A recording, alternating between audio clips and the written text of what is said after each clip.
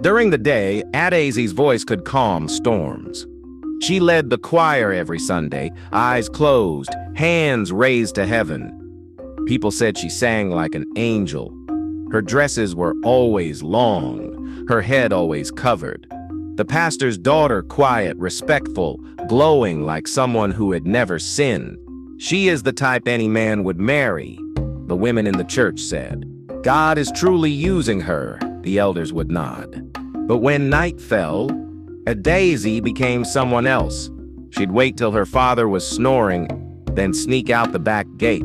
Her long skirts replaced with short, tight dresses. Her soft voice turned loud. Her shy walk became a confident sway. By midnight, she stood by the roadside outside town. Under the dull orange glow of the street lamp, she smiled at passing cars. She wasn't alone. Other girls were there too, but none suspected she was a pastor's child.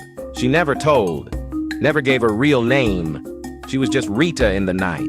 No one could believe it if they saw her, but no one ever did. Until one night, someone did. That evening, as the choir finished rehearsal, Pastor Ez smiled proudly from the front pew. Adaisy, your voice is a gift. The Lord is pleased with you. Thank you, Daddy, she replied, bowing her head. The other choir members envied her. Not only was she beautiful and pure, but she was also the only child of a respected man of God. Everyone assumed she had a perfect life, but Adaisy's smile was a mask. Every time she sang, her heart ached. Every hallelujah was hiding something deeper, something she couldn't tell anyone, not even her father, especially not her father. Later that night, she waited until the house was still. Her father was asleep, Bible open beside him. Her mother had passed long ago, cancer. Adaisy kissed her framed photo quiet. Then, with practiced hands, she slipped out. The road outside the town was quiet, but the girls were already gathering. Big earrings, heavy makeup, perfume thick, like mosquito coil smoke. Adaisy's joined them like it was normal. A gray Toyota slowed near her. She walked up, bent low, and spoke through the window. 25,000 for the night, she said, her voice changed, harsher. The man nodded. She got in. That was her life. She didn't do it for fun. She didn't do it for fame. She did it because she had no choice. Months ago, her father fell terribly sick. The church didn't know. Pastor Izzy had kept it a secret. Pride. Ego. But Adaisy saw the bills. Blood pressure medicine, hospital scans, injections. It was piling. They had no savings. No car. The offerings weren't enough. And so, Adaisy made a choice. She tried selling her gold chain. It gave her 3,000. She braided hair after school, too slow. Then one night, she met Chica. Chica was bold, beautiful, and dangerous. You day suffer too much, she had said. There are men out there who will pay for what you're wasting. Adaisy had slapped her. But the next week, when the hospital called again, and the drugs cost 15,000, she called Chica back. That was the night she became Rita. Weeks turned into months. No one knew. The money helped. Her father recovered. She even paid off some church debts in secret. People said the Lord had remembered the Eza family. But Adaisy couldn't sleep at night. She felt dirty, guilty, scared. She prayed, fasted, cried. But every time she thought of stopping, another bill came. Another need. One Sunday, during altar call, a visiting pastor called out, "There is a girl here. You sing like an angel, but you carry a burden no one can see. God says he sees your pain." Adaisy trembled but said nothing. She thought she was safe, until the night it all fell apart. It was a Thursday. Quiet, hot. Adaisy was by the roadside, same spot. A black SUV slowed down. She bent over.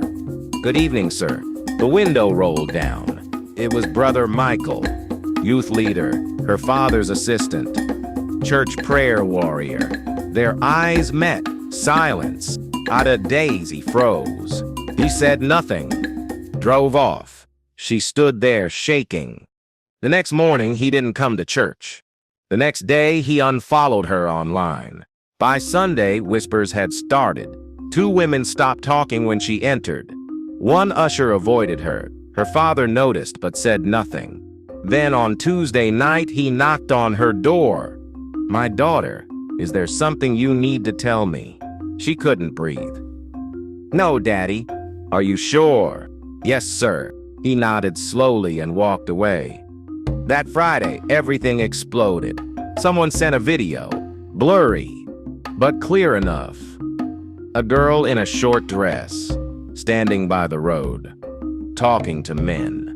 The girl looked like a daze. The sender? Anonymous.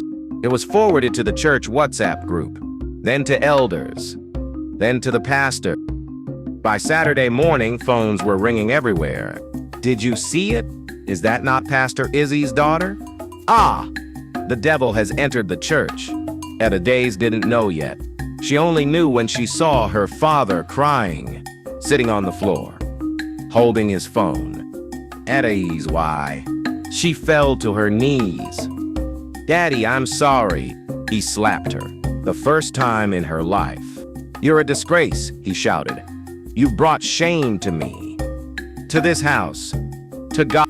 Please, let me explain." He turned his face away. "Leave. Go. Don't let me see you again." They threw her things out. Neighbors watched. Church members whispered. Children pointed. Adais slept outside that night. Then Chica found her. "You see," she said bitterly, "this is why I don't tell people my truth. Because they don't want to hear it. They just want someone to judge." But Adais was tired, broken. She stopped going to the roadside. She found a small job at a food canteen, washing plates, earning enough to eat. Every night she prayed the same prayer, "God, give me one more chance to make it right." 3 months passed. One day, a woman entered the canteen, elegant, calm, kind. She ordered food and watched Adais for a while.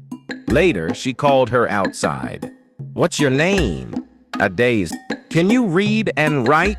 "Yes, ma'am." "Come see me tomorrow. We run a foundation. We help girls like you start over."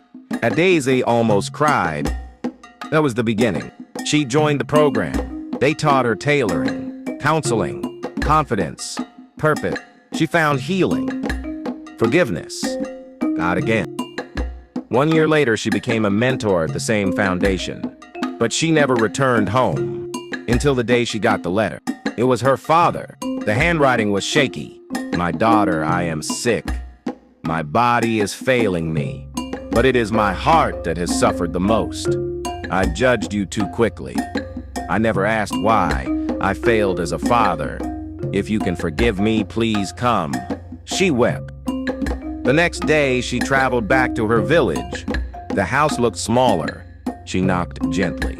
He opened the door, old and tired. "Daddy." He burst into tears. "Adazzy, my child, I'm sorry." They embraced for minutes. Neither could speak. Weeks later, the church invited her to tell her story. She stood before the congregation. Some still judged, but many cried. She said, "I did what I did, not out of pleasure, but pain. I was desperate. And yes, I made mistakes. But before you point fingers, ask yourself, are you ready to love people after their fall? Or do you only love perfect stories?" She ended with this. "I wore 2 faces, one in the light, one in the dark. But I have found peace. And the girl you see today is no longer hiding." The church stood in applause. And the twist? The woman who gave Adazzy a second chance, the one who owned the foundation, she used to be a roadside girl too. Once shamed, once rejected, now saving others.